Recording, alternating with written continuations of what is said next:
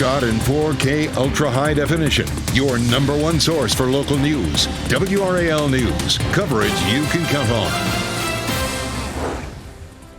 I'm Brett Neese, live in the WRAL Breaking News Tracker in Fayetteville this morning, where police are investigating an apparent murder-suicide. Coming up, why this investigation is spanning multiple counties.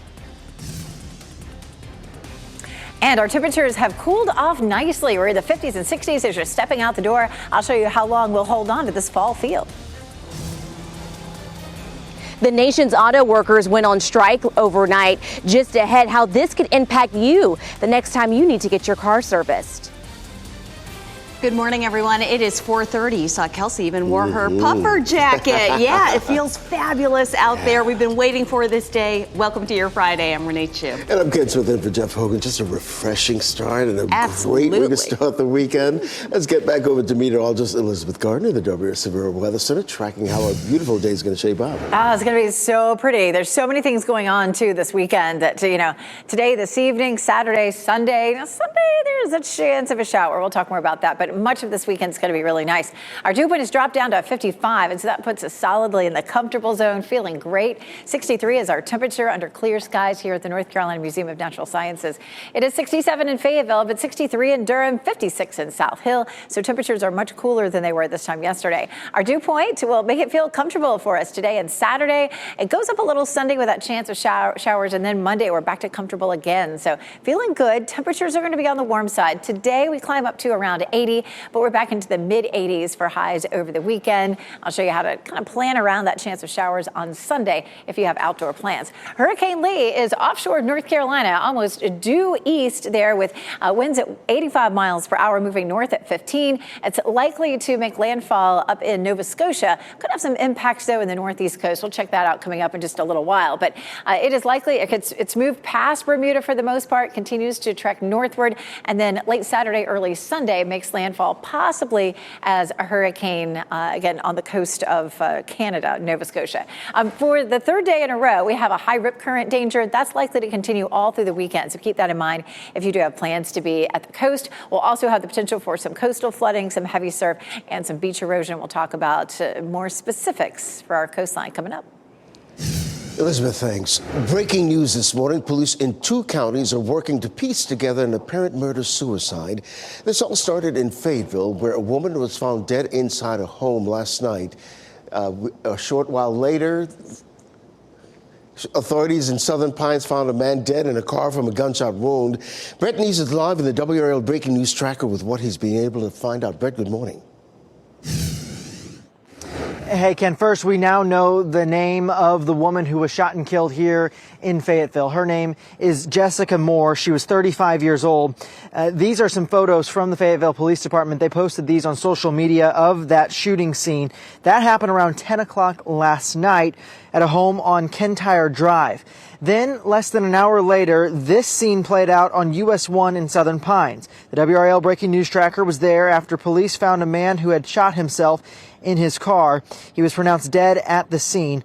Fayetteville police confirmed that man is who they believe shot and killed Moore here in Fayetteville. I'm working to learn his name and what led up to that shooting here in Fayetteville. As soon as I get an update, I'll pass that along. Live in Fayetteville, Brett Neese, WRAL News. More breaking news. The nation's auto workers are now on strike. The United Auto Workers Union hit the picket lines at midnight after negotiations for higher wages and job protections fell through. The 3 companies involved in the strike are GM, Ford, and Chrysler-owned Stellantis. Each offered the union double-digit % pay hikes, but that was not enough to meet their demands by the deadline. Currently, there are no auto plants in North Carolina, but drivers could still feel the impact from this strike. WRAL's Kelsey Coffey joins us now live to explain. Kelsey.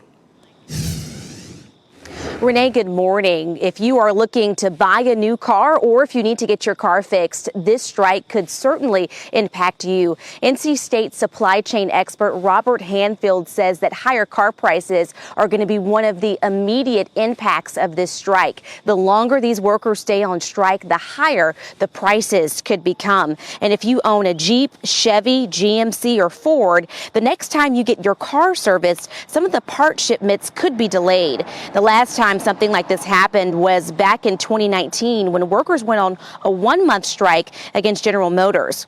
Hanfield says it's possible this strike could last 2 or 3 times longer than that. That would be really destructive. And that could drive a 10 to 15% drop in economic output. And what makes this strike such a big problem are the potential domino effects. So this could impact industries like the freight industry, steel and aluminum foundries, and the dealers, of course, would be impacted too. So we'll keep you updated as we learn more about the strike. Kelsey Coffey, WRAL News, live in Raleigh. Vice President Kamala Harris will be in our state today, stopping by North Carolina A&T in Greensboro. Here's her message ahead of that trip. Hi, Aggies. So I just launched my college tour, and I'm traveling to campuses across the nation, including yours.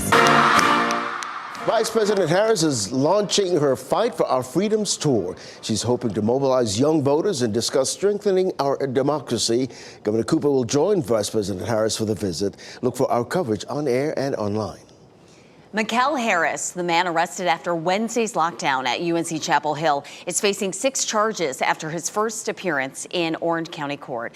3 are in connection with the UNC lockdown, including possession of a gun on educational property, assault by pointing a gun, and communicating threats. 3 other charges are from a road rage incident earlier this month. The prosecutor says Harris's actions show a dangerous pattern.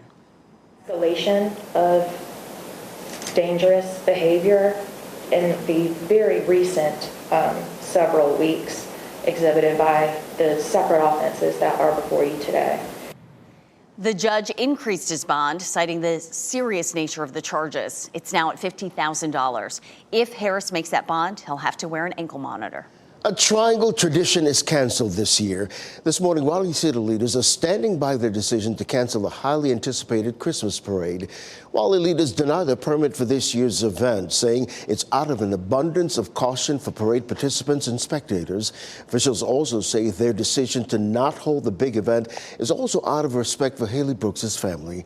The 11-year-old girl was in the parade last year when she was hit and killed by an out-of-control pickup truck. Haley Brooks' family and some business owners say canceling a well-loved tradition was not the best decision.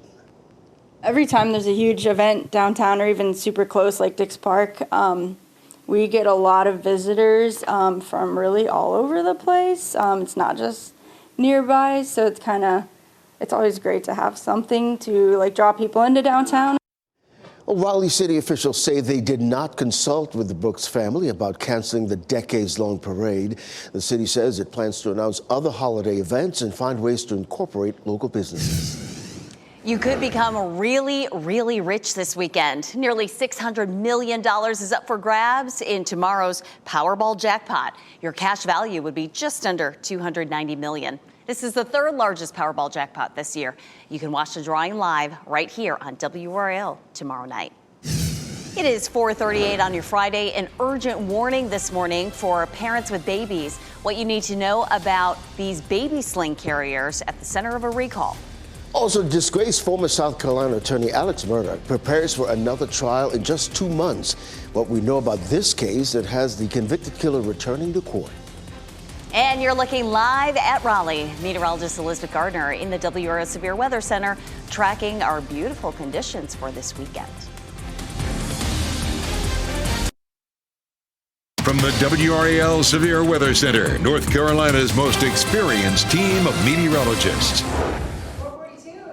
Look at Apex this morning. It feels so nice out there. Temperatures are in the 50s and 60s. It feels refreshing and beautiful. Our skies are clear, and we're going to have a pretty sunrise when that sun comes up. It's 67 in Fayetteville. That's our warmest spot. 64 in Southern Pines, but 55 in Lewisburg, 60 in Tarboro, 56 in South Hill. So feeling good out there. If you're going to be out there for a while, you might want long sleeves. So just walking in, out of the house into the car and into the building, you'll be just fine out there. Temperatures hovering around 60 this morning. It's going to be a great day for exercise. We just bounce up to 80 degrees briefly. So most of the day is going to feel like 70s with that nice low humidity. The weekend looks nice too, but by Sunday we have a small chance for rain. I'll show you what time to expect the showers coming up. Investigators hope a car that was found burned in Cumberland County will help them find a man who has been missing. Dunn Police and Harnett County Sheriff's Office have been searching tirelessly on the air and underground for Tyrone Taylor. Taylor's family has also been searching. They believe someone is responsible for what happened. Dunn Police have yet to label this case as suspicious, but we continue to press them for updates. You can reach out to the Harnett County Sheriff's Office and Dunn Police if you know anything that can help in this case. This morning, we remember former U.S. Senator Locke Faircloth, who represented North Carolina. He died Thursday. Faircloth was elected to Congress after he switched parties to become a Republican. He served one Senate term in the 1990s, but his lengthy political career spanned decades before that. He ran an unsuccessful Democratic bid for governor in 1984. Faircloth was 95. Another trial date is set for convicted killer Alec Murdaugh. This time, the former South Carolina attorney is facing more than 100 state and federal financial charges. Murdaugh is accused of stealing $8.8 million, including more than $4 million in insurance payments intended for the family of housekeeper Gloria Satterfield. Satterfield died in 2018 after a trip and fall at the Murdaugh's home. The judge set a trial date for November 27th in the case related to Satterfield. All new this morning out of Hawaii. Officials say they plan for residents and business owners of Maui to make their way back into the fire-ravaged area later this month. They're asking everyone to have patience as they coordinate re-entry operations for September 25th, as well as the ongoing EPA cleanup process. Officials say they hope returning home will allow closure for many. More than 2,000 structures were damaged and 115 people were killed in the Lahaina wildfires. More than 40 people are still missing. Well, from wildfires to hurricanes, natural disasters and other emergencies are never easy. It's important to prepare older adults for these emergencies. Recent study finds while most nursing homes met federal emergency preparedness requirements, about 77% reported challenges with preparing to meet the care needs of residents during an emergency, many citing concerns about proper staffing during disasters and transporting residents during evacuations. It's especially critical for all seniors to have a preparedness plan. Older adults have a higher likelihood of having long-term, what we call chronic medical conditions that may need to take daily medications for. You also want to have a good paper copy that's up to date of all your medications. Dr. Sutherland says to have at least a 2-week supply of needed medications on hand. If a medicine that needs to be kept cool, plan for a cool or ice packs that can all go into an emergency preparedness kit with your usual items like food, a battery-powered radio, extra batteries, a first aid kit, and a whistle to signal for help. Well, over the next couple of weeks, you may see people wearing Army uniforms and you may hear the sounds of combat. It's all part of military special forces training. The military exercise that serves as the final stage of training before troops can join the Army's elite Green Berets and is happening today through September 28th. Some of this training will happen in Wake County as well as Cumberland County, Chatham, Harnett, Hoke, Lee, and Moore counties. The Army says you may hear gunfire or explosions, but officials say it's not real. Parents, if you have a baby sling in your home, hear this. Take a look at this image. Federal officials say this carrier could suffocate a baby or the child could fall out. It was sold by Walmart and Amazon online under 8 different brand names. However, the carriers are not labeled with those brand names, so you'll need to check your online purchase history to find out if you have one. 5 on Your Side has put the product details on WRAL.com. And you'll want to check your pantries this morning. The USDA says this Kirkland chicken tortilla soup was mistakenly labeled gluten-free. The agency says it's a rebranding issue, not a recall. They were sold at Costco. The 2-pound tubs have an expiration date of November 23rd. It's week 5 of High School Football Friday. You can catch High School OT live tonight at 7 p.m. in the High School OT app and wherever you stream WRAL TV. Then stay tuned for Football Friday. Chris Lee and the gang will have the most area highlights at 11:35 right here on WRAL. And it's going to feel like football weather. Boy, let's get over to meteorologist Elizabeth Gardner with all the good news. We have such a beautiful weekend on tap. We take a live look here at downtown Raleigh. The North Carolina Carolina Museum of Natural Sciences. The biggest event of the year is Bug Fest, and that's tomorrow. 63 right now is just stepping out the door. We're going to hold it in the 60s all the way until around 11 a.m., so it's going to feel delightful out there. We take a look at the big picture, and you can see Hurricane Lee sitting just offshore. Bermuda is right there, so it's moving past Bermuda at this point. They're probably still feeling some impacts, but most of the rain and the wind with this storm was on the north side of it. For us, our skies are clear, and this storm is having minimal impacts for us. It was a little breezy yesterday. I was out during the evening. It was, maybe we were gusting 15 to 20. We could see some isolated gusts up to 15, but pretty much we'll see steady winds out of the north at around 10 today, which is not much. It'll just feel lovely. We take a live look outside. This is our tower lit in blue for clear skies, and that's what you'll experience heading out the door with some lovely temperatures to go along with it. 50s in Roxborough and South Hill, at 61 in Goldsboro, 64 Southern Pines, and 67 in Fayetteville. 24-hour temperature change anywhere from around 5 to almost 10 degrees cooler than this time yesterday, so it's definitely enough that you can tell the difference. And a cooler afternoon, too. We hit 86 yesterday, 80 for today in Raleigh, 79 in Durham, 82 in Fayetteville. Sunshine, low humidity, feeling fabulous. Our normal high is 83, and tomorrow we do bounce into the mid-80s. We're going to pretty much hold it in the mid-80s into next week, but we'll hold the humidity down for today and for tomorrow, too. We're going to keep it in the comfy zone, and even when it bounces back up, it's still in the low 60s, which is pretty comfortable, which is nice to see. We do have the potential for some rain, mainly Sunday night over the weekend. We'll pick up Sunday at 4 or 5 a.m., and you can see some cloud cover that starts to move in. But the bulk of the day, at least on this version of Futurecast, looks dry. There's 2 o'clock in the afternoon, and you can see the rain setting up. This is as far out in the future as the model. This model goes, this high-resolution model, but it definitely looks like, some mid to late afternoon showers with that band coming through. No rain for Football Friday, feeling fabulous. Temperatures in the 70s at the beginning of the game, dropping into the 60s. A sweatshirt, with your team logo on it will feel good this evening. And college football weather couldn't be better. NC State, UNC, Duke, and Fayetteville State all play, and looking at some very pleasant temperatures for that. Durham Centerfest Arts Festival, also looking good. 86 Saturday. Late on Sunday, there is that chance of a few isolated showers and thunderstorms with a high of 83. We take a look at our 7-day forecast. Again, looking good. We have that chance of a thunderstorm mainly Sunday night, but we could see that maybe into the evening as that begins. And then we're warm next week with temperatures in the mid-80s. We're also watching for the development of Nigel. That would be our next storm that could become a hurricane. I'll show you what the chances are of that coming up. Elizabeth, thanks. Parents, this weekend you can score some great deals on clothes for your kids. After the break, what you need to know about the big consignment sale in Raleigh. Also, a police officer takes part in a community event, and now his resume is jumping with a new title. We'll explain next.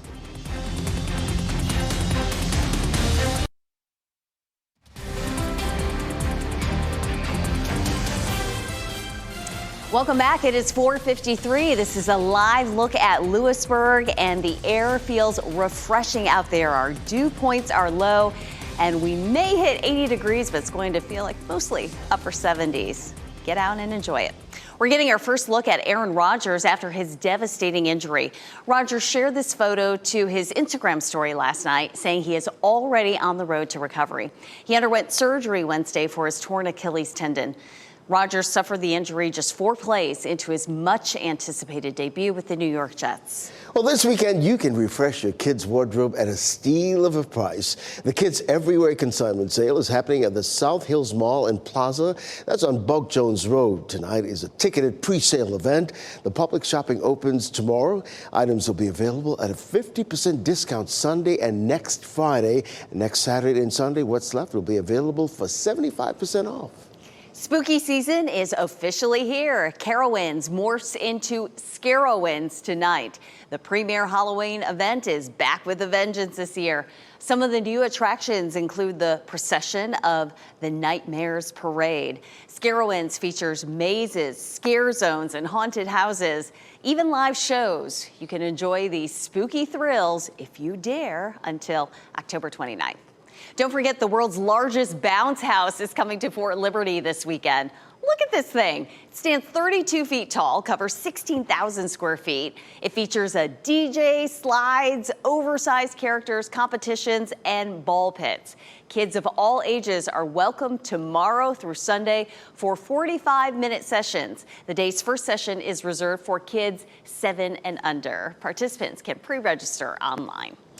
A New Jersey police officer has us all jumping with excitement this morning. He's being praised for his double Dutch skills. Check this out. He says he didn't even know he had them. Officer Xavier Robinson says he'd been working security at the mall one day during a community event. He was asked to jump rope while wearing his gear, and that's not an easy thing to do. And now he has a new name around the police station. His fellow officers now refer to him as Double Dutch King. So appropriate. He didn't know he had those skills. Like he just runs into the jumping ropes and he can just, he must have great coordination, clearly. Because you know that gear is heavy already. Oh, yeah. And to be able to jump rope and have it on, and he's doing it so easily.